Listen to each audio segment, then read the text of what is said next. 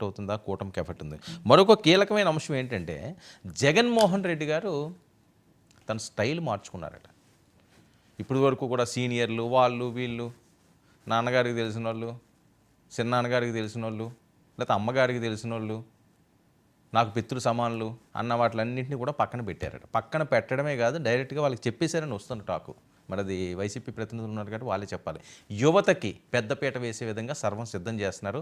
Already ద్వారంపూడికి Kakinada, Kodali Nani Gudivada, Vamsi ఈరోజు jail నుంచి వచ్చారు కాబట్టి వాళ్ళది కాదు, అంబటి గారు, పేరు నాని గారు అలా ఆల్రెడీ లైన్లో ఉన్నాడు. సో ఈ రకంగానే చెవిరెడ్డి కొడుకు అవనియండి, లేకపోతే రోజా గారికి మరి కొడుకులు లేరు కాబట్టి కూతుళ్ళు ఎవరు రాజకీయంగా రారు. నగరంలో కూడా కొత్త వాళ్ళని ఎవరినన్నా మీరు చూడండి, మీ ఆధ్వర్యంలోనే వాళ్ళు గెలిపించుకోండి అని చెప్పి కొండబద్దలు కొట్టిన జగన్మోహన్ రెడ్డి గారు. ఒక టెన్షన్ మొదలైందట.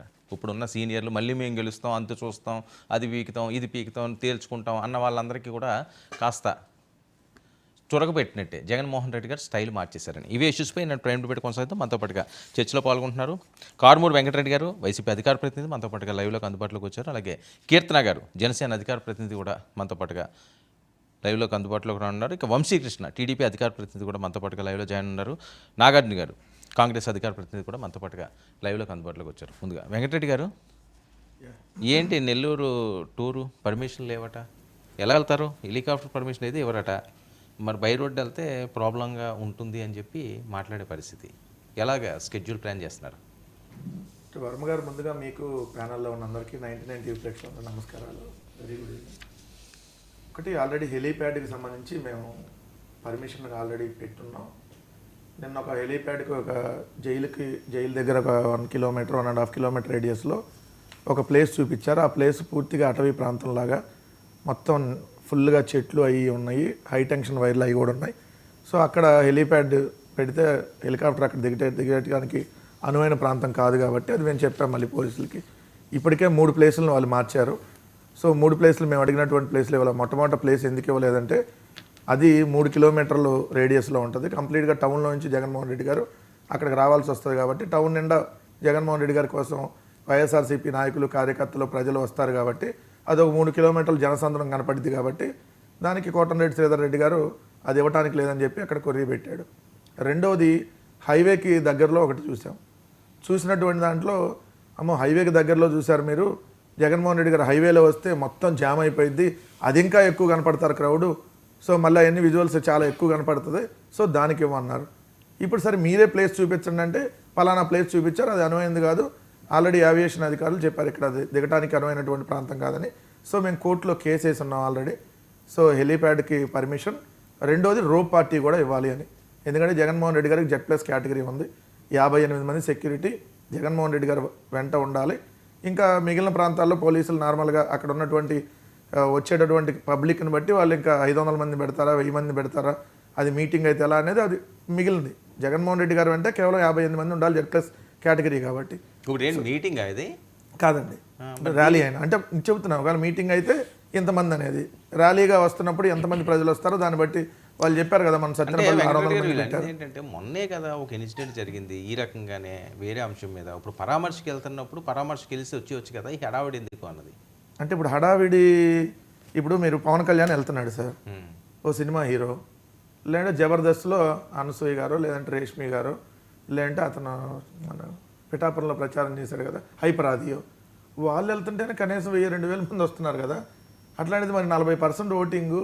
సో మాజీ ముఖ్యమంత్రి, వైఎస్ఆర్ కాంగ్రెస్ పార్టీకి అధ్యక్షుడు, ఈ రాష్ట్రంలో అన్ని రాజకీయ పార్టీలు ఒకవైపు ఉంటే మిగిలిన ఒకటే వైఎస్ఆర్ కాంగ్రెస్ పార్టీ ఒకటే వైపు పోరాడుతున్నటువంటి పార్టీ, మరి ఆయన కోసం జనాలు వస్తారు కదా.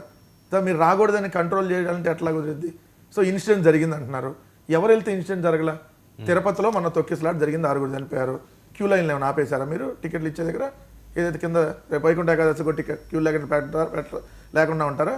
సింహాచలంలో ఇన్సిడెంట్ జరిగింది, ఒక గోడగులి, వీళ్ళ ఎఫెక్ట్ అది. అంటే వీళ్ళు చేసినటువంటి ఏదైతే ఆ కాంట్రాక్టర్ని వీళ్ళు ఇచ్చి చేసినటువంటి దాని మీద 5 మంత్రులు వెళ్ళారు కాబట్టి ఏది ఆ పనులన్నీ చూస్తున్నామని చెప్పి, అయినా కూడా గోడ కూలింది, చనిపోయారు 7-8 మంది. ఇప్పుడు చంద్రబాబు నాయుడు గారు కందుకూరులో 6 చనిపోయారు. ఇక మీటింగ్లు పెట్టి మరి చంద్రబాబు నాయుడు గారు ఆపేయాలి కదా. సో ఇప్పుడు వాళ్ళు మాట్లాడే లాజిక్లకి సమాధానాలు ఉండవు. ఎందుకంటే వాళ్ళ వరకు చూసి భయపడుతున్నారనా?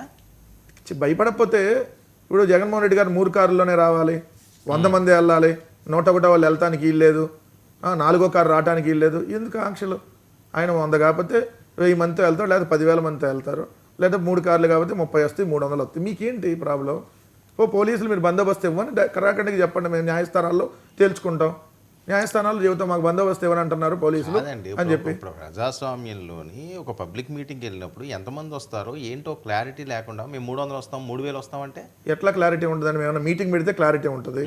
జనాలు దారి పడుకుని ఎవరు వస్తారనేది ఎలా చెప్తారు? దీనికి అంత హడావుడేది ఎందుకు కదా? హడావిడి కాదు సార్. ఇప్పుడు మీరు వెళ్తున్నారు, ఇప్పుడు మీరు ఒక ప్రోగ్రామ్ పెట్టుకుని వెళ్తున్నారండి. వెళ్తున్నప్పుడు దారిలో ఎవరు వస్తారు? 500 మంది వస్తారా, 5గురే వస్తారా? మీరు ఎట్లా చెప్పగలుగుతారు? అదేమన్నా పబ్లిక్ మీటింగ్ అయితే చేయొచ్చు కదా, ఎవరు కూడా దీన్ని రావద్దు, ఇది నేను పరామర్శకి వెళ్తున్నాను అని చెప్పి ఒకటి మాట్లాడచ్చు కదా ప్రజల కోసం అన్నాను. ఎందుకు అసలు పరామర్శ కూడా ఇంట్లోనే చేసుకొని వాళ్ళందరూ మీ ఇంట్లో ఎలా అవుతుంది? జైలుకి ఎలా అవుతుంది? జైలు నుంచి వచ్చినాక మీరు కాకాని గోవర్ధన్ రెడ్డి గారిని ఇంటికి తీసుకొచ్చి పరామర్శించుకోండి, ఆఫీస్ అది కూడా చెప్పండి. లేకపోతే ఇన్సిడెంట్ జరిగింది కదా వెంకట. ఏం ఇన్సిడెంట్స్ అండి? ఒక వ్యక్తి చనిపోయాడు, ఒక నిమిషం సార్, వ్యక్తి చనిపోయాడు, ఇంక మిగిలిన అన్ని ఆపేద్దాం. రేపు గోదావరి పుష్కరాలు కూడా చేయొద్దు. 29 అవునండి, రేపు గోదావరి పుష్కరాలు కూడా 29 మంది చంద్రబాబు నాయుడు గారి హయాంలో చనిపోయారు. రేపు మళ్ళీ వస్తున్నాయి. చంద్రబాబు నాయుడు గారిని స్నానం చేయొద్దని చెప్పండి, లేదా ఆ స్నానం చేసేటానికి ఎవరిని వదలమని చెప్పండి. మరి కందుకూరులో 6 చనిపోయారు, ఏ మీటింగ్ పెట్టొద్దని చెప్పండి. ఇక్కడేడో ప్రమాదం జరిగితే, ఎవరో కారు గుద్దితే దానికి జగన్ గారి కారే అని చెప్పి ఒకటి క్రియేట్ చేసి న్యాయస్థానాలను ఘాటుగానే ఇచ్చినాయి కదా, అట్లానే ఉంటుంది.